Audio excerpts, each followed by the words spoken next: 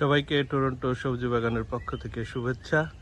আজকে আবার এলাম একটা গুরুত্বপূর্ণ বিষয় নিয়ে আপনাদের সঙ্গে আলাপ করার জন্য। আপনারা দেখতেই পাচ্ছেন যে আমাদের সবজি বাগান এবং তার সঙ্গে আমাদের যে ফুল সেগুলো মোটামুটি ফুল ফলে ভরে উঠেছে এবং আমাদের লাউয়ের যে গাছগুলো ছিল সেগুলো মাচায় উঠে গেছে, ফুল ফলে আস্তে আস্তে ভরে যাচ্ছে। কিন্তু আজকে যে বিষয়টা নিয়ে আলোচনা করতে চাই, এগুলোকে যে এই বেড়ে উঠতে হচ্ছে বহুত প্রতিকূলতার মধ্য দিয়ে। সেই প্রতিকূলতাটা হচ্ছে যে গাছগুলো দেখতে পাচ্ছেন যে খুবই হৃষ্টপুষ্ট গাছ এবং এগুলো মাচা ভরে যাচ্ছে, কিন্তু যে প্রতিকূলতা তাদেরকে মধ্য দিয়ে যেতে হচ্ছে সেটা হচ্ছে যে বিভিন্ন প্রকার পোকামাকড়ের আক্রমণ।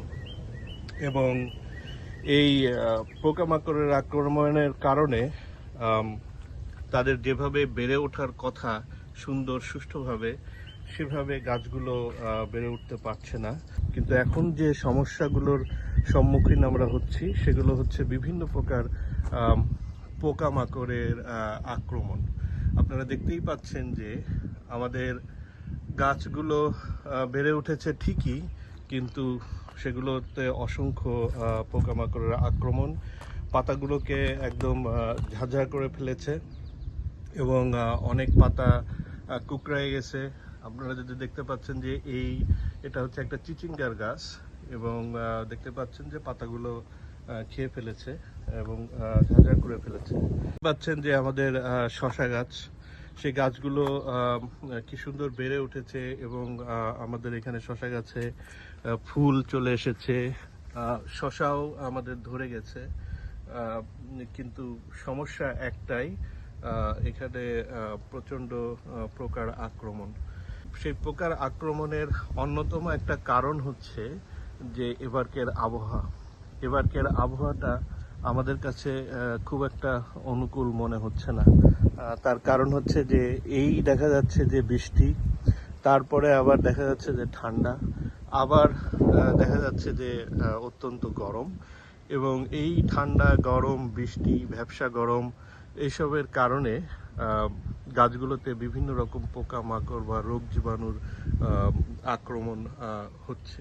তারপরেও এরা বেড়ে উঠছে, এরা জাংলায় উঠে যাচ্ছে, কিন্তু এই প্রতিবন্ধকতা তাদেরকে সবসময় তাদের এই প্রতিবন্ধকতার বিরুদ্ধে যুদ্ধ করে বেড়ে উঠছে। এই ক্ষেত্রে আমাদের কিছু করণীয় আছে। সেই করণীয়গুলো আমরা চেষ্টা করেছি আমাদের বাগানে অ্যাপ্লাই করার জন্য, এবং সেখান থেকে আমরা যে জিনিসগুলো প্রয়োগ করে এগুলো থেকে পরিত্রাণ পাচ্ছি বা পাবো বলে আশা করছি, সেগুলো আপনাদের কাছে একটু শেয়ার করব। আমরা অলরেডি কিছু কীটনাশক অ্যাপ্লাই করেছি এবং সেই কীটনাশকগুলো আমি আগেই বলেছি জৈব কীটনাশক, অধিকাংশই জৈব কীটনাশক, বাট সব ক্ষেত্রে জৈব কীটনাশক পুরোপুরি কাজ করে না। সেক্ষেত্রে আমরা কিছু জৈব কীটনাশক এবং তার সঙ্গে কিঞ্চিত রাসায়নিক কীটনাশক মিশিয়ে আমরা চেষ্টা করব যে কিভাবে এই গাছগুলোকে এই কীটপতঙ্গের হাত থেকে রক্ষা করা যায়। এবছর আমাদের যে সবজি গাছগুলো আছে সেখানে সবচাইতে বেশি যে পোকার আক্রমণটা আমরা দেখতে পাচ্ছি সেই পোকাটা হচ্ছে আমরা বলবো কিউকাম্বার বিটল। ঝাঁকে ঝাঁকে এই কিউকাম্বার বিটলগুলো আসতেছে এবং তারা এই গাছগুলোর পাতাগুলোকে একদম ঝাঁঝা করে ফেলতেছে। এবং তারপরে ঝাঁঝা করার পরে এই যে দেখতেই পারতেছেন যে আমার এটা একটা চিচিঙ্গা গাছ, তার একদম মাথার পর্যন্ত, এখান থেকে শুরু করে মাথা পর্যন্ত একদম ঝাঁঝা করে খেয়ে ফেলেছে। আর নিচের যে গাছের যে অংশগুলো সেখান থেকে শাখা প্রশাখা বের হচ্ছে, সেগুলোতে এখন পর্যন্ত আক্রমণ হয়নি। এই কিউকাম্বার বিটলগুলো সাধারণত গাছ যখন ছোট থাকে তখন এগুলোর উপরে খুব প্রবলভাবে আক্রমণ করে থাকে, এবং আপনি যদি সেই সময় এই গাছগুলোকে সঠিক পরিচর্যা করেন তাহলে গাছগুলোকে বাঁচানো সম্ভব।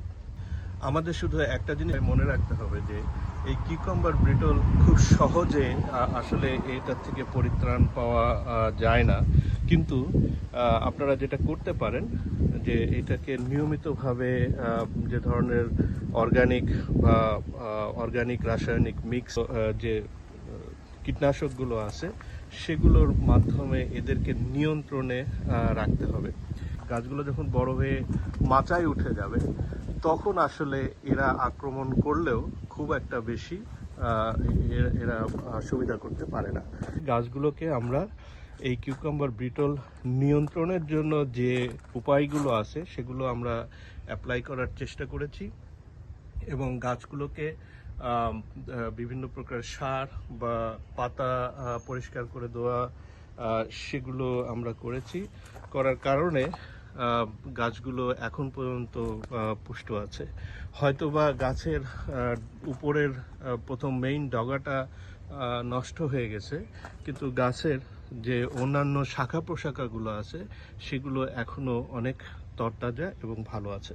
তো একটা জিনিস আমাদেরকে মনে রাখতে হবে যে এই কিউকাম্বার ব্রিটলে যখন গাছে আক্রমণ করে তখন এরা কন্টিনিউয়াসলি করতে থাকে এবং সেই ক্ষেত্রে আসলে এদের নিয়ন্ত্রণ করা ছাড়া একেবারে নির্মূল করা সম্ভব না। তো আপনারা দেখতেই পাচ্ছেন যে আমাদের গাছগুলোকে শুরুর থেকে এরা আক্রমণ করছে, করার পরে এখন পর্যন্ত তারা এখন গাছে আছে। তো সেই ক্ষেত্রে ভয় পাওয়ার কিছু নাই। গাছগুলোকে সঠিক পরিচর্যা এবং নিয়মিতভাবে এই সঠিক পরিচর্যা করতে পারলে গাছগুলো আবার সম্পূর্ণরূপে সজীব এবং সুন্দর হয়ে যাবে। একটা জিনিসের আক্রমণ এখানে দেখতে পাচ্ছি, সেটা হচ্ছে যে পিঁপড়া। পিঁপড়াতেও গাছের পাতাকে কুঁচকায় ফেলে এবং যে কোনো গাছের কুঁড়ি বা গাছের যে মূল ডগা থাকে সেই ডগার মাথাগুলো কুঁকড়ায় ফেলে। তো সেই ক্ষেত্রে এটা পিঁপড়া করে থাকে। এরপরে এই দেশে আর একটা যে পোকার আক্রমণ হয় সেটা হচ্ছে যে স্ল্যাগ এবং আর একটা আছে শামুক, স্নেইল। এই দুটাও এখানে আক্রমণ করে থাকে। তারপরে যেটা আছে হচ্ছে ক্যাটারপিলার। এই ক্যাটারপিলারও যদি আপনার সবজি গাছে আক্রমণ করে থাকে তাহলে সেই ক্ষেত্রে আপনাদের সবজি গাছগুলো পাতাগুলো খেয়ে ফেলবে, খুব দ্রুত পাতাগুলো খেয়ে ফেলবে এবং এবং এক্ষেত্রে অনেক ক্ষেত্রে সবজি গাছের ডগাও এরা কেটে ফেলে।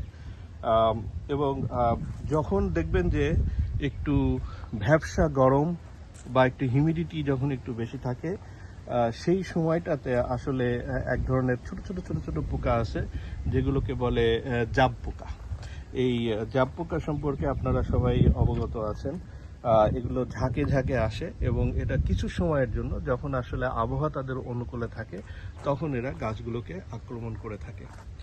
তো মোটামুটি আমরা এই ধরনের পোকাগুলোর থেকেই এবার দেখতেছি যে তাদেরই আক্রমণ এবার খুব বেশি। তো আমরা আরও দু ধরনের পোকার আক্রমণ এখানে দেখতে পাই। একটা হচ্ছে জাপানিজ ব্রিটল। যদি জাপানিজ ব্রিটলে আপনাদের গাছে কোনো আক্রমণ করে থাকে তাহলে এটা অল্প সময়ের মধ্যেই সবজি গাছগুলোকে একেবারে ধ্বংস করে দেয়। এবার অবশ্য আমরা জাপানিজ ব্রিটল দেখতে পাচ্ছি না। আরেকটা যে আক্রমণ হয় সেটা হচ্ছে ভাইরাস বা ফাঙ্গাস। এই ভাইরাস যেগুলো আক্রমণ হয় সেগুলো মূলত আমরা দেখি আমাদের যে বেগুন গাছ আছে সেই বেগুন গাছগুলোতে খুব বেশি এই ভাইরাসের আক্রমণ হয়ে থাকে। আর ফাঙ্গাসটা যেটা, সেটা হচ্ছে যে আমরা দেখি লাউয়ের গাছে বা কুমড়া গাছ বা শশা গাছ, এই গাছগুলোতে সাধারণত ফাঙ্গাসের আক্রমণ হয়ে থাকে। আমার এখনো কোনো গাছে ফাঙ্গাস আক্রমণ হয়নি। তো ফাঙ্গাস আক্রমণ যখন হয় তখন এই কুমড়া বা শশা অথবা যে লাউ গাছ আছে এর পাতাগুলো সাদা সাদা হয়ে যায়, উপরে একটা সাদা সাদা পাউডারের মতো হয়ে যায় এবং আলটিমেটলি গাছটা মারা যায়। তো সুতরাং আমরা এখন যদি বলি যে এই বছর আমরা কি কি ধরনের রোগ জীবাণু বা কি ধরনের কীটপতঙ্গের সম্মুখীন হচ্ছি, যেগুলো আমাদের সবজি গাছগুলোকে প্রতিনিয়তই বেড়ে ওঠার জন্য বাধার সম্মুখীন হচ্ছে, সেগুলো হচ্ছে যে খুবই বেশি এবার আমাদের আক্রমণ হচ্ছে কিউকাম্বার বিটল, পিঁপড়া এবং জাপ পোকা। আমরা এখনো ক্যাটারপিলার বা পিঁপড়ার অতটা বেশি আক্রমণ দেখিনি, বা ভাইরাস বা ফাঙ্গাস আমরা এখনো ওরকম অত দেখিনি। তো মূলত কিউকাম্বার ব্রিটল, জাপ পোকা, এই দুটোই এবার আমাদের সবজি গাছের জন্য মহাশত্রু বলে মনে হচ্ছে। এখন আমি আপনাদেরকে বিভিন্ন যে পদ্ধতিগুলো আছে সেই পদ্ধতিগুলো সম্পর্কে আপনাদেরকে একটু জানানোর চেষ্টা করব। একটা জিনিস আমরা মাথায় রেখেছি যে এখানে আমরা সবাই কোনো না কোনো রুটি রুজির জন্য কাজে সারাদিন ব্যস্ত থাকি। এখানে এমন না যে সারাদিন আমরা বাগান করার একটা সময় পাই। হয়তোবা কাজ শেষে অথবা ছুটির দিনে কিংবা আমরা যখন উইকেন্ড হয় তখন আমরা সাধারণত এই গাছগুলোর পরিচর্যা করে থাকি। তো সুতরাং আমাদের হাতে অত সময়ও নেই যে এই গাছগুলোকে কন্টিনিউয়াসলি, যে একজন কৃষক যেভাবে কন্টিনিউয়াসলি গাছে পরিচর্যা করে থাকেন, আমাদের আসলে সেই রকম সময় হাতে থাকে না। যার কারণে আমরা যে সহজ পদ্ধতিগুলো আছে সেগুলো চেষ্টা করেছি এই গাছগুলোতে অ্যাপ্লাই করার জন্য, এবং আমরা সেখানে যে ভালো ফলাফল পেয়েছি সেগুলোই আপনাদেরকে জানাবো, যেটা আপনাদের দৈনন্দিন কাজের ফাঁকে ফাঁকে সহজভাবে, সহজলভ্য এবং যেটাকে আমরা বলতেছি জৈব, সেই পদ্ধতিগুলো আমরা এখানে অ্যাপ্লাই করার চেষ্টা করব।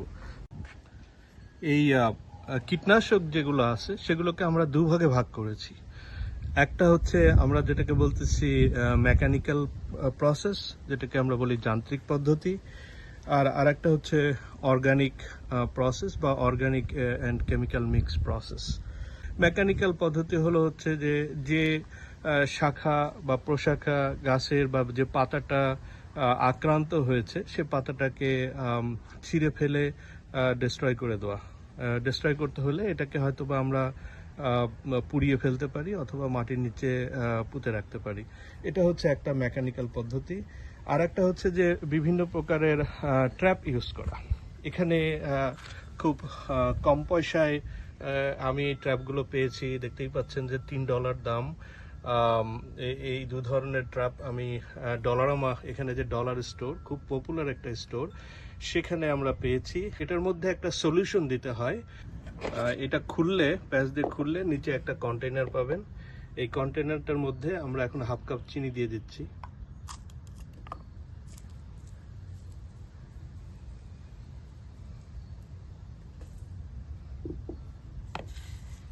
এর মধ্যে এখন আমরা 1/2 কাপ সাদা ভিনেগার, যেটা আছে 1/2 কাপ সাদা ভিনেগার দিয়ে দেব।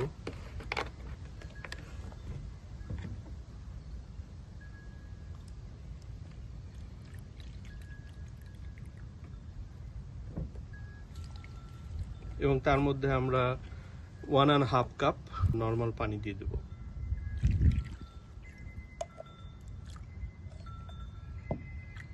আমরা একটা চামচ দিয়ে একটা সুন্দরভাবে মিক্স আপ করে নেব।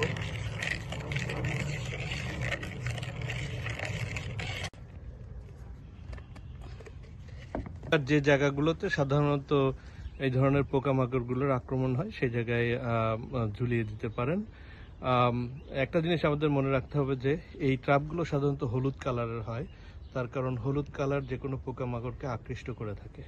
আর একটা জিনিস আমাদেরকে মনে রাখতে হবে যে এই ট্র্যাপটা খুলে মাঝে মাঝে আমাদের দেখতে হবে যে এই ট্র্যাপের মধ্যে আমাদের মৌমাছি বা বাম্বল বি, এই ধরনের কোনো পোকাগুলো বেশি বেশি এখানে আটকা পড়ছে কিনা। যদি মৌমাছি বা বাম্বল বি এই ধরনের পোকাগুলো এখানে আটকা পড়ে তাহলে এই ট্র্যাপটা ইউজ না করাই ভালো। তার কারণ মৌমাছি বা বাম্বল বি হচ্ছে একমাত্র এখানে উপায় যে ফুলগুলোকে সাধারণত পলিনেশন করে থাকে। যান্ত্রিক পদ্ধতি হচ্ছে যে গাছটা আক্রান্ত হয়ে যায় সেই গাছটাকে সেপারেট করে ফেলানো। এই ক্ষেত্রে আসলে যে গাছটা আপনারা মাটি বা বেডে লাগাই থাকেন সেই গাছটাকে আসলে সেপারেট করার কোনো উপায় থাকে না।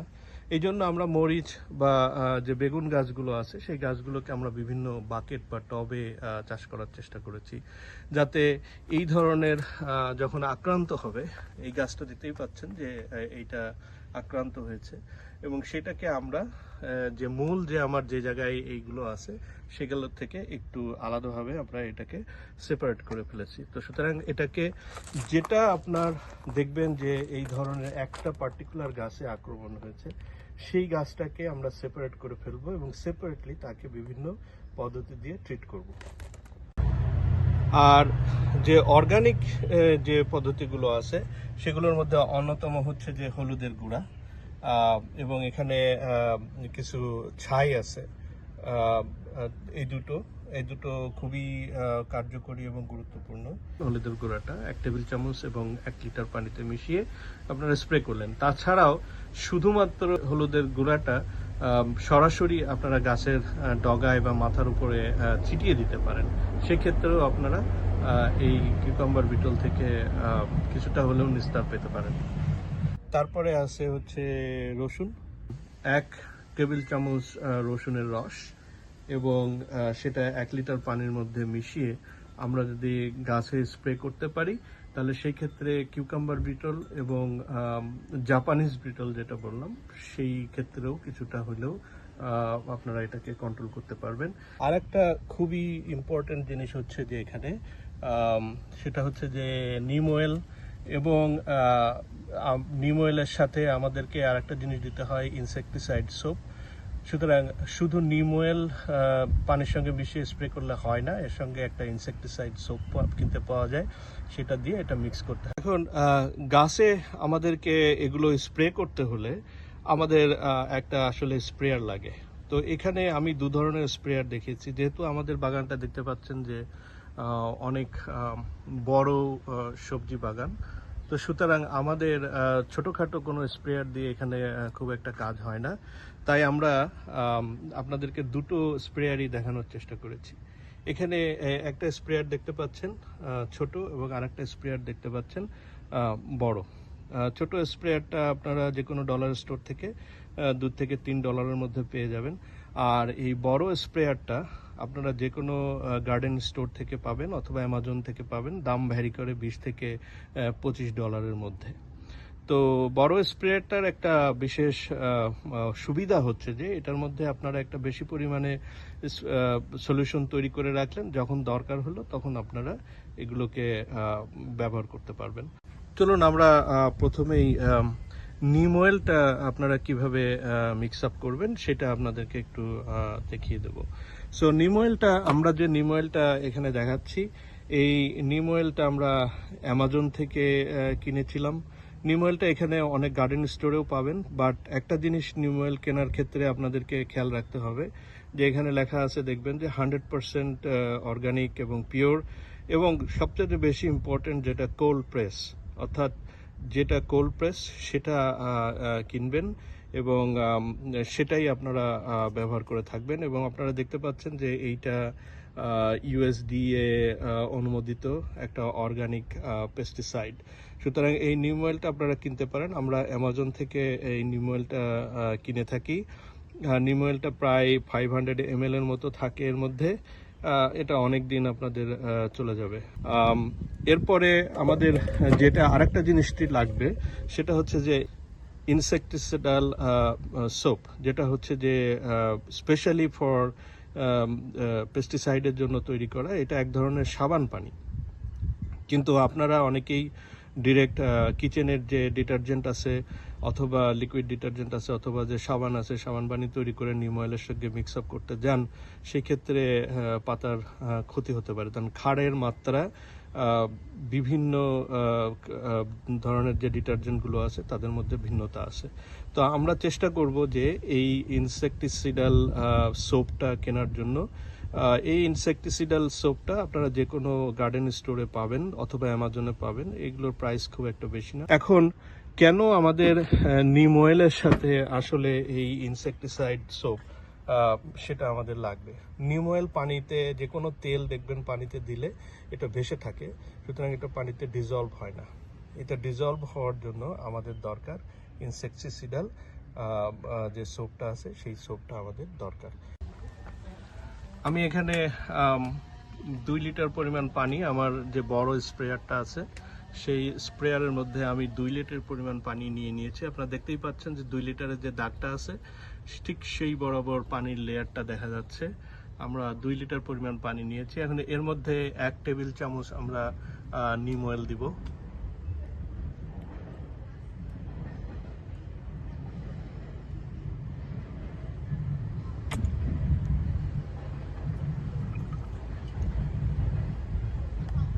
এবং তার মধ্যে আমরা দিয়ে দিব 1 টেবিল চামচ ইনসেকটিসাইডাল সোপ, যেটা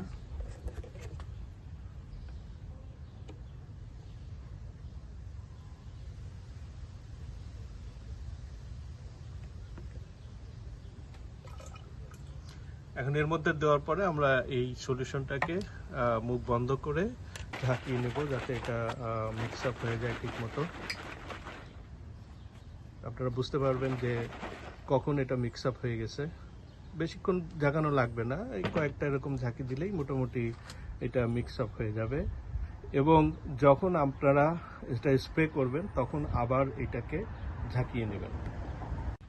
আপনারা দেখতে পাচ্ছেন যে পানিটা যখন আমরা মিশিয়ে 1 টেবিল চামচ নিম অয়েল এবং 1 টেবিল চামচ ইনসেকটিসাইডাল সোপ মিশানোর পরে যখন ঝাঁকালাম, দেখলেন যে পানিটা একটু বাদামি রং ধারণ করেছে, অর্থাৎ নিম অয়েলটা এখানে পুরোপুরি ডিজলভ হয়নি। তার কারণ নিম অয়েল থিকনেসের উপর নির্ভর করে এটা কতটুকু পরিমাণ ইনসেকটিসাইডাল সোপ দিলে এটা ডিজলভ হবে। আমরা 1 টেবিল স্পুন ইনসেকটিসাইডাল দিয়েছি এবং 1 টেবিল স্পুন নিম অয়েল দিয়েছি, কিন্তু তারপরেও দেখেন এটা একটু ব্রাউন কালার লাগছে। তো সুতরাং এটার মধ্যে আর সামান্য একটু পরিমাণ ইনসেকটিসাইডাল সোপ দিয়ে আমরা এটা আবার ঝাঁকাবো যতক্ষণ না পর্যন্ত এইটার রংটা একটু ঘোলাটে কালার না হয়। আমরা অল্প একটু পরিমাণ ইনসেকটিসাইডাল সোপ আবার নিয়ে নিচ্ছি, সামান্য পরিমাণ, এটা হাফ টি স্পুন বলতে পারেন। সেইটা আমরা আবার এর মধ্যে দিয়ে দিলাম, দিয়ে আমরা আবার এটাকে ঝাঁকাবো। ঝাঁকিয়ে আমরা আবার এটাকে দেখব যে এইটা ঘোলাটে আকার ধারণ করে কিনা। ঝাঁকানোর পর থেকে আপনারা দেখতে পাচ্ছেন যে আপনারা নিজেরাই বুঝতে পারবেন যে নিম অয়েলটা ডিজলভ এখানে হয়েছে কিনা। এখন আপাতত মনে হচ্ছে যে নিম অয়েলটা মোটামুটি এখানে ডিজলভ হয়ে গেছে। তো সুতরাং আমরা এটাকে এখন স্প্রে করব। এই বড় স্প্রেয়ারটা আবার আমাদেরকে পাম্প করতে হয়, পাম্প করে বাতাসের প্রেসার আনতে হয়।